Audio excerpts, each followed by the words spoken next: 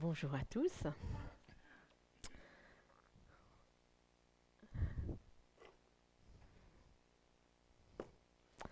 Alors, on peut mettre la première image. Ça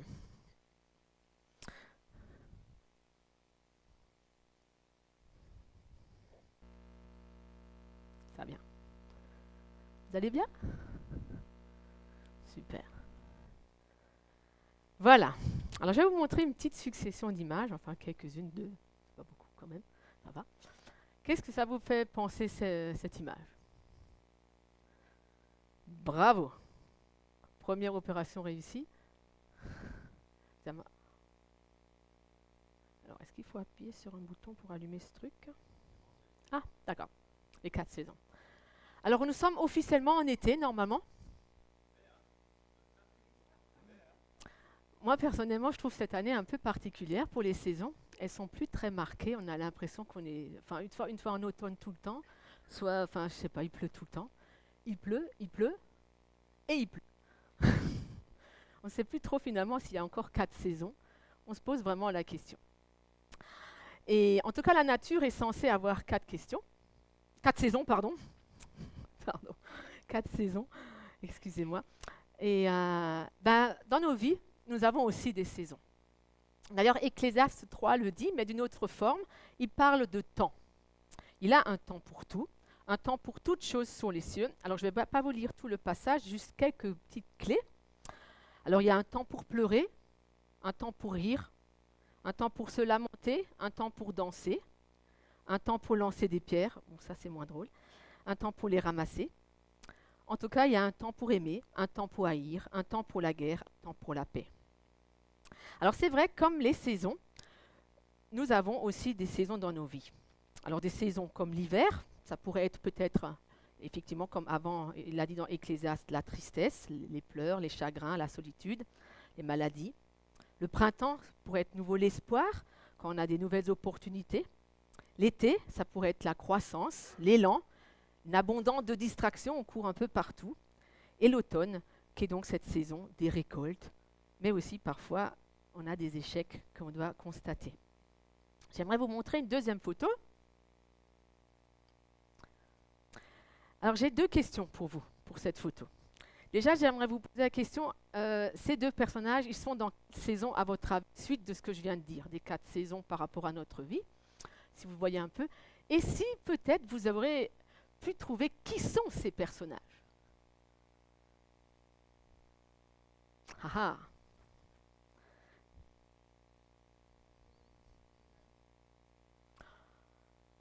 Eh bien, je ne pensais pas que vous alliez trouver. J'avoue, j'étais en train déjà de me préparer, me dire, bon, je savais que c'était un peu difficile, vous n'allez pas pouvoir trouver, que j'avais fait un piège et tout ça. Eh bien, finalement, non. Effectivement, ce sont les disciples ou alors pèlerins d'Emmaüs. Et on le voit effectivement dans... Alors, tu as dit fuir. Là, on verra ça après. Je ne suis pas tout à fait d'accord, mais en tout cas, c'est les disciples Emmaüs qui sont pressés. On les voit en tout cas très pressés. Et ce matin, j'aimerais prendre ce texte, parce que dans ce texte qui se trouve dans Luc 24, on voit un peu les 4 saisons d'une vie qui ressortent. Alors ce texte, déjà par rapport à ce texte, il se trouve dans Luc 24, mais il ne se trouve pas dans les autres évangiles, même si on pourrait parfois croire que les autres en font allusion, comme par exemple Marc 16, il le souligne qu'effectivement il est apparu, donc Jésus est apparu sous une autre forme avec 2 personnes qui se rendaient à la campagne. Mais après, quand on voit la conclusion de ce tout petit verset, enfin de deux versets-là, c'est marqué que quand ils revinrent pour l'annoncer aux autres, ils ne l'ont pas cru. Or, c'est pas ce que Luc 24 en ressort par rapport aux disciples d'Emmaüs. Donc, pour ma part, je trouve qu'on le trouve que dans Luc 24, ce passage. Alors, j'aimerais qu'on puisse le lire. Alors, c'est un passage assez long, je le conçois, mais cela ne vous effraie pas, n'est-ce pas? Alors, j'aimerais qu'on le commence à partir du verset 9, parce que c'est toujours bien d'avoir finalement un peu le contexte de ce qui s'est passé juste quelques temps avant.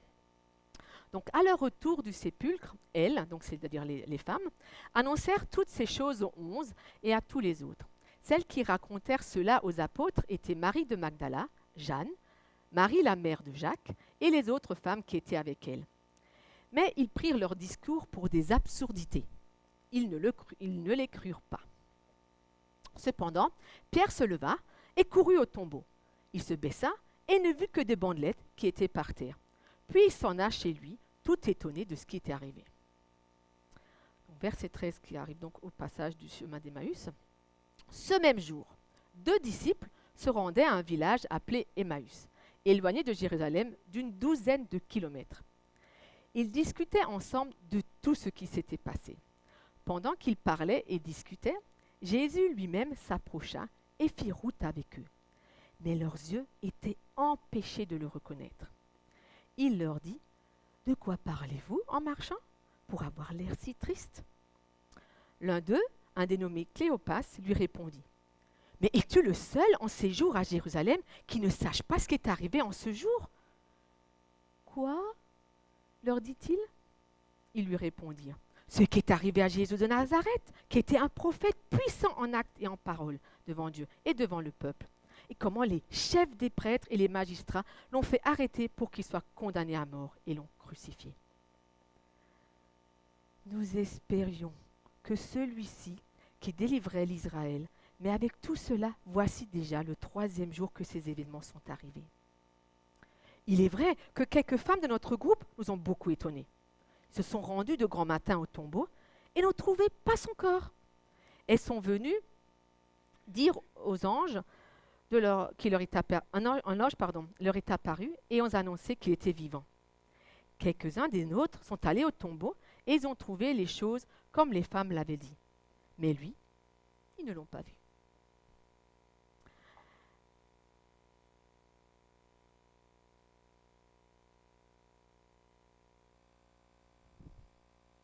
Alors Jésus leur dit : « Hommes sans intelligence, dont le cœur est lent à croire tout ce qu'ont dit les prophètes, ne fallait-il pas que le Messie souffre ces choses, qu'il entre dans sa gloire ?»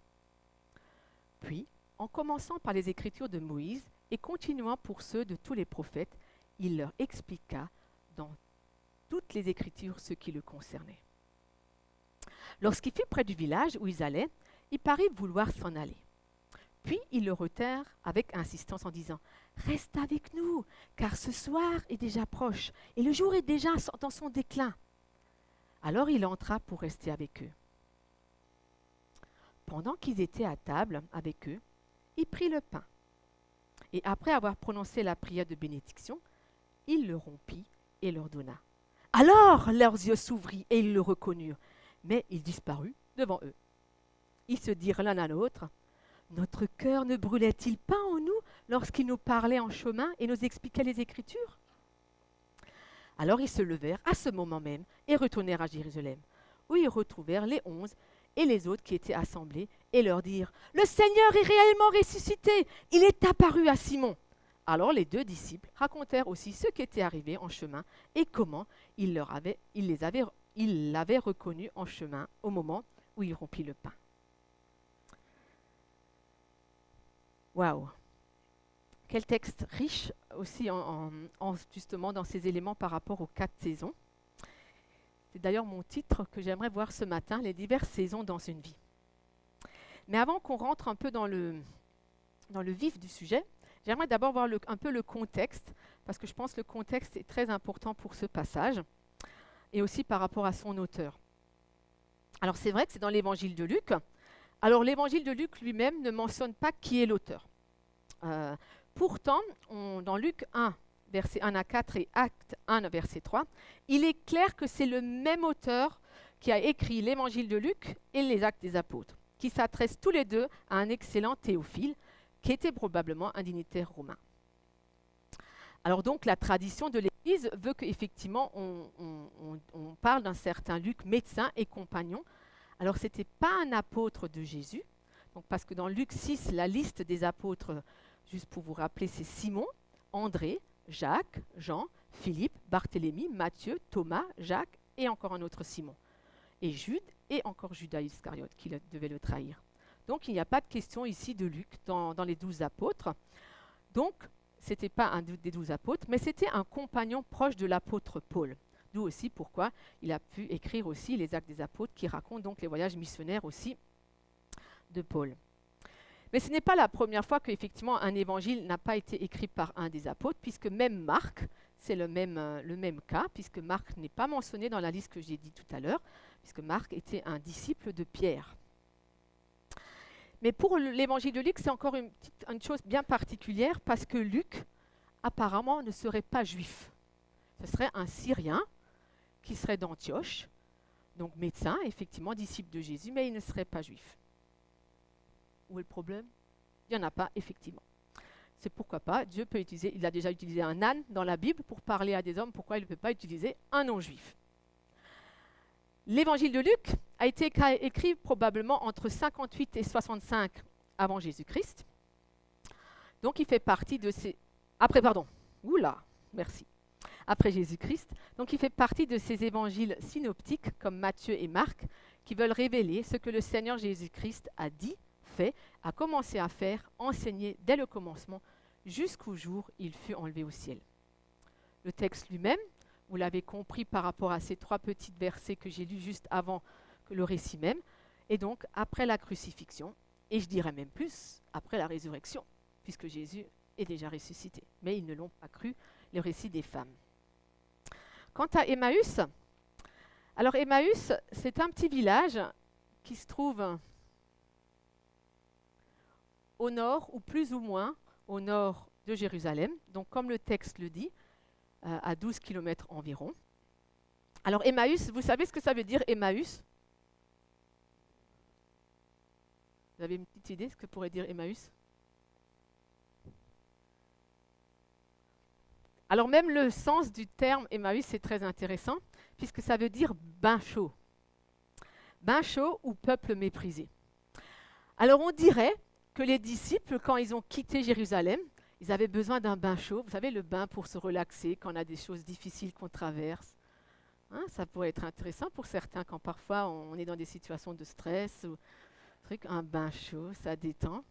Ou alors, peuple méprisé, il y a 2 traductions. Peut-être ils avaient besoin de se retrouver avec des gens qui étaient comme eux un peu, parce que la persécution avait commencé, comme ils étaient chrétiens. Ils avaient besoin de se retrouver pour se remotiver. En tout cas, c'est très intéressant la signification du terme. Et donc, ce village se trouve environ donc, à 12 km, donc à peu près 2 heures de marche. Ils avaient l'habitude de marcher dans le temps, donc 2 heures de marche, ils devaient y arriver. En tout cas, ils quittaient Jérusalem. Quant aux 2 disciples, alors c'est vrai que le texte mentionne bien le mot disciple, ce n'étaient pas les apôtres non plus. Déjà parce qu'on connaît un des mots qui s'appelle, enfin un des termes, c'était Cléopas qui s'appelle, et l'autre on ne sait pas qui c'était. Mais c'est surtout qu'à la fin du texte, ils disent qu'ils ont retrouvé les 11. Donc forcément, comme Judas s'était suicidé, donc il restait les 11 apôtres, donc ça ne faisait pas non plus partie des apôtres. En tout cas, c'était 2 fervents de Jésus qui le suivaient partout probablement, et donc ils étaient là, profondément attristés par ce qui s'était arrivé à Jérusalem.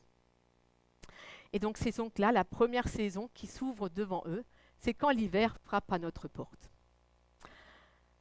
Il est clair que là l'hiver est très clairement marqué par cette tristesse d'un deuil. Ils sont même en train de se lamenter. Alors contrairement à l'image que j'ai montrée là qui disait qu'ils fuyaient, alors ils ne fuient pas Jérusalem. Ils ont besoin de se reculer, de partir au loin. Et je m'imagine bien quand ils ont parti Jérusalem, là, quand l'hiver commence et qu'ils sont tristes, qu'ils marchaient un peu comme ça. Vous voyez quand on marche, quand on est un peu... vous voyez? Je ne sais pas si ça vous ressemble parfois, de déjà arriver quand on est complètement déprimé, quand on n'en peut plus, il n'y a rien qui marche. On a le poids là qui vient sur les épaules, tout s'écrase là. On a l'impression qu'on va descendre sous terre. Et donc là, c'est clairement marqué dans le texte qu'ils sont tristes. Ils sont tristes parce que justement quoi? Ce Jésus a été crucifié. Mais c'est surtout que le texte y précise qu'ils sont dans cette hiver qui ressemble, donc quand la météo n'est pas bonne, quand il n'y a rien qui est bon, quand il y a la grippe, les maladies, tout ce qui se mélange là. Et donc tous leurs pleurs, leurs lamentations sont là. Mais le texte le précise, ils espéraient. Donc ils avaient mis tout leur espoir en Jésus. Ils pensaient que Jésus allait venir délivrer des Romains, voilà, le grand guerrier qui vient. Voilà, le grand guerrier qui vient, qui va les délivrer des Romains. Et finalement, il est mort. Et là, leurs espoirs se sont écroulés. Alors, je ne sais pas si vous, ça vous est déjà arrivé aussi, que peut-être un de vos rêves s'écroule, quelque chose à laquelle vous tenez beaucoup, vous aviez tellement espéré, vous aviez mis tous vos efforts là-dedans, ils les ont suivis pendant 3 ans, tout ça, et là, game over. C'est fini. Et le texte le précise bien, ça fait 3 jours. 3 jours. Ça fait déjà maintenant 3 jours. Alors le premier jour, ils ont peut-être encore espéré. Le deuxième jour, peut-être aussi encore qu'ils ressusciteraient. Et le troisième, niet, il n'y a plus rien. Le corps commence à se décomposer. Et là, c'est la déprime qui s'installe. Mais c'est surtout le texte aussi nous montre pourquoi dans l'hiver, voilà, dans l'hiver parfois, il y a diverses réactions qu'on peut avoir. Et ce texte est très intéressant parce que comme on a lu les premiers versets, donc les femmes qui étaient aussi déprimées quand elles allaient au tombeau, ils ont vu un ange, ils étaient repris de l'espoir et ils ont allé pour l'annoncer aux autres disciples et ils n'ont pas cru. Mais Pierre est retourné aussi au tombeau. Il est allé au tombeau. Et qu'est-ce que lui, il a fait quand il a constaté qu'il n'y avait pas de squelette, il n'y avait rien au tombeau, il n'y avait pas de corps? Qu'est-ce qu'il a fait? Il est retourné chez lui.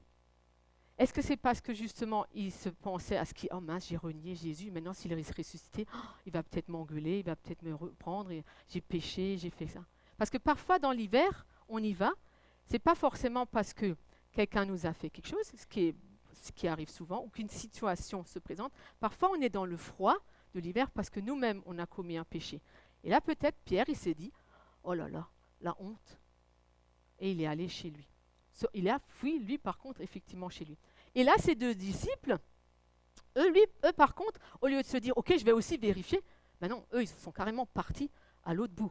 Ils ont carrément fait 12 km pour aller, enfin, ils voulaient faire 12 km pour partir plus loin. Ils n'ont même pas voulu vérifier si effectivement les femmes, est-ce qu'elles avaient raison, peut-être, les femmes.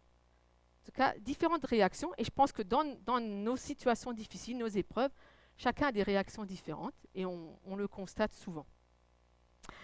Et d'ailleurs, dans la Bible, on le voit beaucoup, effectivement, ces moments où il y a des réactions quand effectivement la difficulté approche. Et par exemple, Néhémie 1, verset 3 à 4, il le dit effectivement que Néhémie a vu que, voilà, ils étaient en déportation, la muraille était détruite, elle avait des brèches, les portes étaient en cendres. Et puis là, verset 4, à cette nouvelle, je me suis assis, donc il n'a pas bougé, j'ai pleuré, j'ai porté le deuil durant des jours. Il n'est pas mentionné combien de jours c'était, mais en tout cas, on a l'impression qu'il y a une question de durée, de longueur. Durant des jours, il a pleuré, il s'est assis, il s'est lamenté. Il a jeûné, bien sûr, prié aussi. Et c'est vrai que c'est dans ces saisons d'hiver, et j'aimerais un peu m'attarder à cette saison parce que je pense que cette saison, on la vit tous, 1 fois, 2 fois, régulièrement d'ailleurs. Je pense qu'on y retourne dans cette saison d'hiver. Mais parfois, on ne sait pas trop comment faire avec ces saisons. Et surtout, on a du mal à trouver les fruits de cette saison. Et il y a des fruits dans cette saison. Même si tout est froid, gelé, on dirait que tout est mort. Mais non, il y a des fruits dans cette saison. Pour cela, j'aimerais prendre un autre texte, même si je ne vais pas le lire. Mais je vais juste je suis sûre que vous le connaissez, qui se trouve dans Matthieu 20, qui parle du vigneron, du propriétaire d'une vigne. Et donc, de ces ouvriers qui sont venus à des heures coupées comme ça. Donc, il y a un propriétaire qui avait une vigne et qui avait besoin de travailleurs. Et donc, il va déjà à la première heure, il trouve quelques personnes et il leur signe un contrat. OK, je vous payerai donc pour la journée 1 pièce d'or. 1 pièce d'argent, enfin voilà, 1 pièce. Et puis régulièrement, il retourne sur la place et il en récupère d'autres. Donc, il y retourne à 9h, il retourne à midi, il retourne à 15h et à 17h. Mais avec ces personnes-là, le texte ne précise pas qu'il a conclu un contrat. En tout cas, il l'embauche aussi pour la vigne parce qu'ils étaient en train de rien faire. Mais ce qui est surtout incroyable, c'est que quand le texte, il mentionne après, quand il paye ces gens-là, il commence d'abord par les derniers. Et les derniers, ils reçoivent 1 pièce. Donc ceux qui viennent à 17h reçoivent 1 pièce d'argent. Donc logiquement, ceux qui étaient là depuis la première heure, ils se disent, je vais recevoir plus.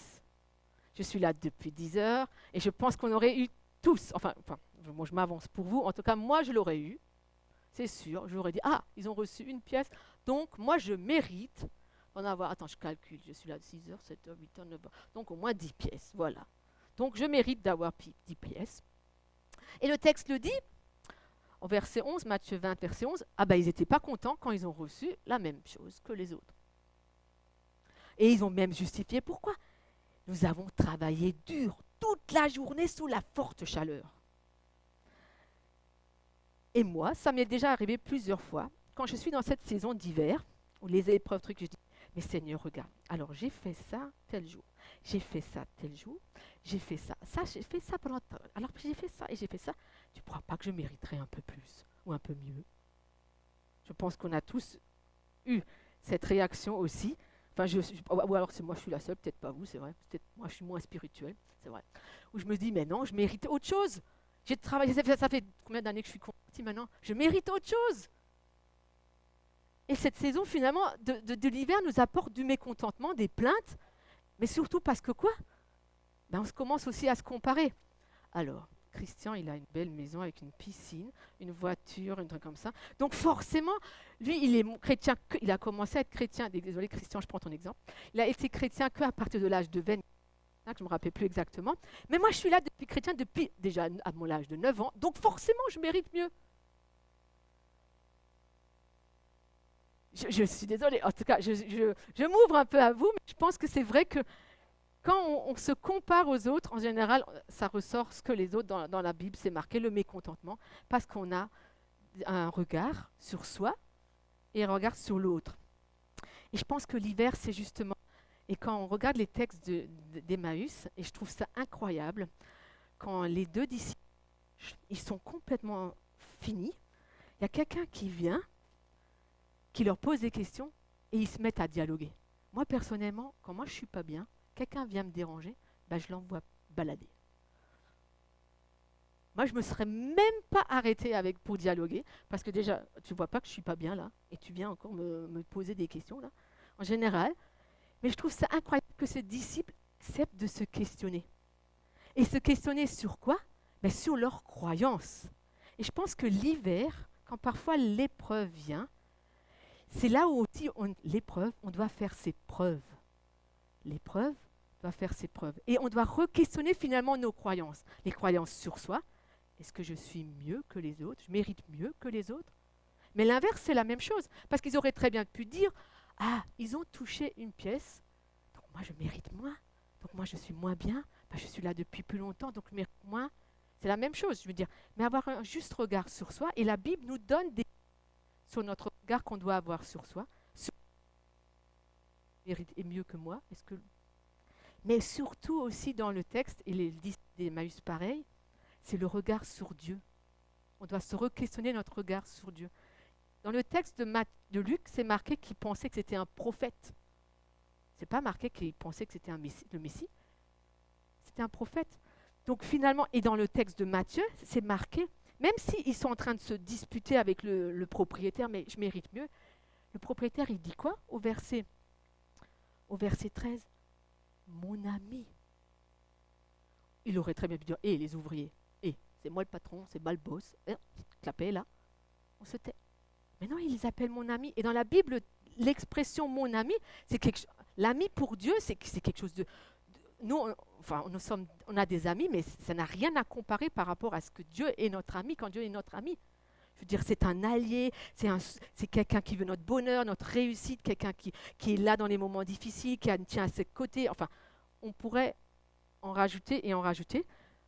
Et là, Dieu continue à nous appeler notre ami. Et là, dans le texte de Luc 24, déjà, ils avaient croyé que Jésus, le prophète, soi-disant, était venu pour les délivrer des Romains.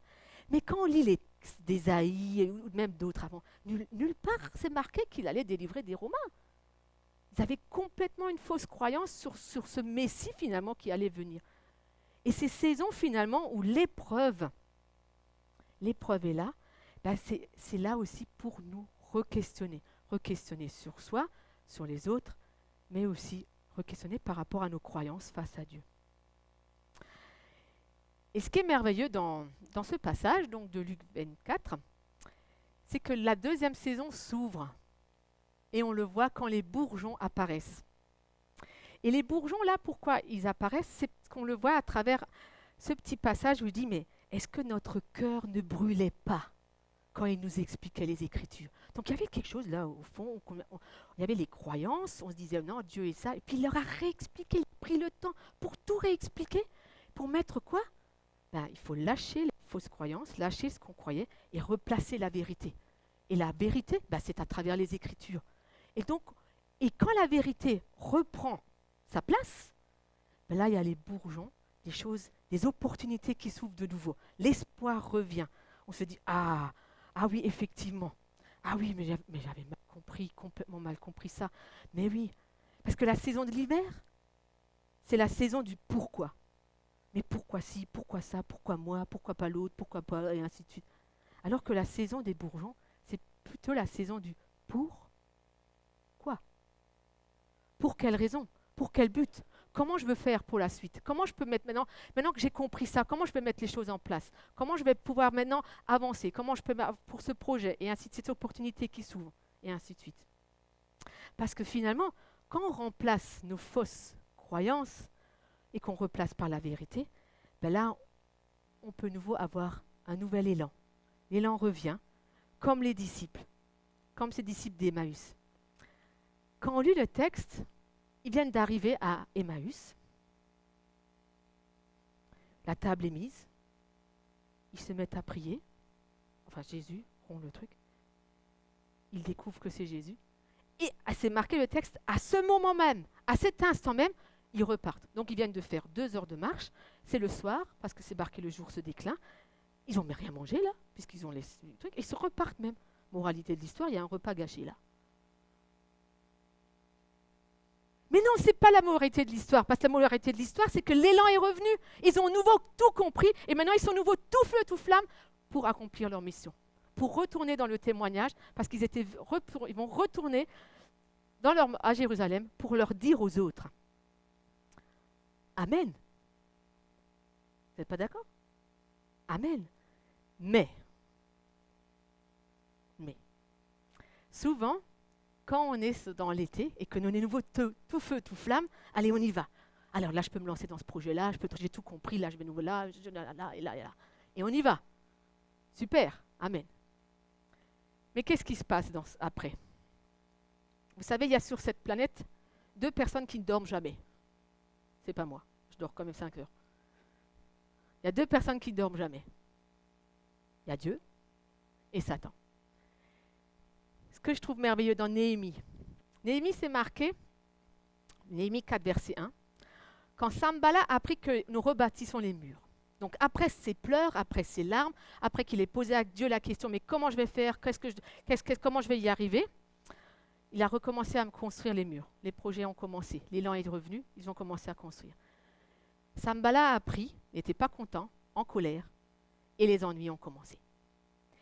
Les ennuis ont commencé. Qu'est-ce qu'il a mis en place? Effectivement, il s'est mis à construire. Il s'est mis à construire la mur, mais l'ennemi est arrivé. Souvent, dans cette saison-là, quand on est plein, on oublie quoi? Qu'il faut aussi venir avec l'épée. Alors je sais, peut-être les gens qui sont des maçons savent comment on peut faire à la fois mettre le ciment, chercher la brique, et même tenir l'épée, je ne sais pas. Je n'ai pas encore réussi à trouver la technique. Mais, en clair, ce n'est pas une question d'avoir l'épée. Parce que pour nous, l'épée, ce n'est pas l'épée physique. Quand vous êtes dans ces projets-là, il ne faut pas oublier de retourner régulièrement à cette épée-là. Retourner régulièrement. Parce que souvent, on oublie qu'après, tout va à nouveau bien, tout est nouveau, on est nouveau en forme, on pète nouveau la forme. Mais non, il faut continuer à toujours se renouveler en Dieu, toujours persévérer dans les efforts, parce qu'il y en a un qui va nous embêter. Parce qu'il ne voudra pas que les bourgeons, il a déjà les tout petits fruits qui ont commencé à naître, il ne voudra pas que ces fruits viennent à maturité. Il ne voudra pas que vous récoltiez les fruits de votre travail, votre élan. Donc forcément, il va faire en sorte pour que tous les fruits pourrissent. Et là, il faut continuer à revenir tout le temps, régulièrement, pour ne pas finalement se retrouver nouveau en hiver. À nouveau retourner en hiver avant même d'avoir été à la saison des récoltes. Je pense que vous êtes comme moi, quand vous plantez une salade, vous aimeriez la manger. Vous n'aimeriez pas que les limaces viennent tout manger. Vous êtes en général très en colère comme moi je le serais. Vous n'aimez pas. Et encore moins que ce soit un animal, un lièvre, une poule ou je ne sais quoi qui vienne manger votre salade. Donc vous voulez récolter les fruits. Alors, munissez-vous de votre épée. Bien sûr, de nos jours, nous sommes avantagés. On n'a pas forcément besoin d'avoir des grands rouleaux parchemin ou des trucs comme ça. Nous avons la Bible, soit parfois il existe des tout, il y a sur le téléphone. Mais aussi là, on peut apprendre des versets par cœur pour pouvoir tenir, pour enfin pouvoir récolter quoi?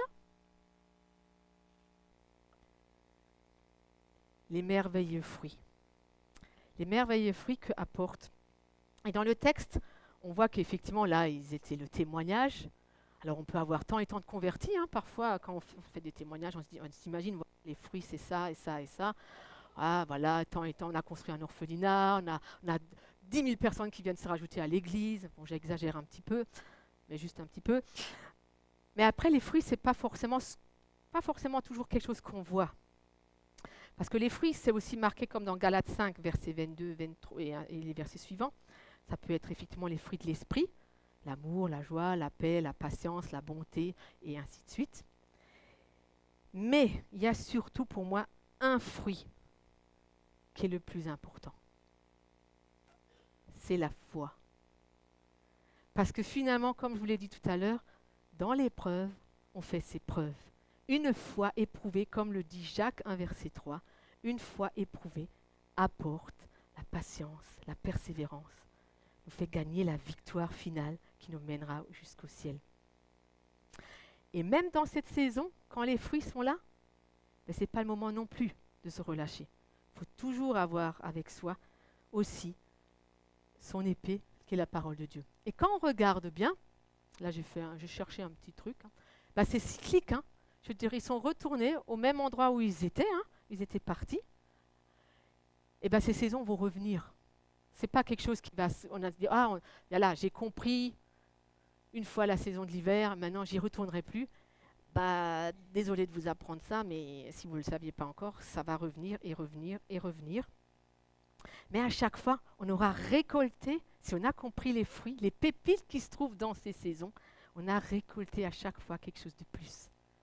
Une foi beaucoup plus ancrée en Dieu, des vérités beaucoup plus approfondies dans la parole de Dieu. Alors parfois les saisons entre elles sont complètement imbriquées, ce n'est pas forcément linéaire. Mais en tout cas, je ne sais pas actuellement dans quelle saison vous êtes. Je ne sais pas. Je sais dans quelle moi je suis, c'est déjà bien. Mais en tout cas, j'espère que vous allez pouvoir découvrir dans cette saison où vous êtes les pépites que Dieu a réservées pour vous. Peut-être c'est d'avoir combattu, avoir pu approfondir dans la Bible, remplacer des vérités, des fausses croyances par des vérités. Je ne sais pas. En tout cas, que vraiment Dieu puisse vous accompagner dans la saison où vous êtes pour découvrir là où les pépites qui sont dedans. Et j'aimerais juste terminer par un moment de réflexion sur un fond musical très faible, s'il vous plaît. Et alors, on ne va pas laisser la musique jusqu'à la fin, mais en tout cas, que vous puissiez réfléchir, peut-être, dans votre saison, quelles sont les pépites que Dieu a mis à votre disposition et qu'il c'est important de les récolter.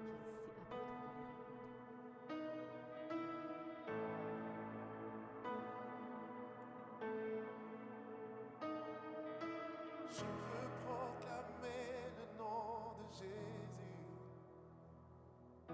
sur nos cœurs et sur chaque pensée, car je sais que la paix est dans ta présence, en toi Jésus.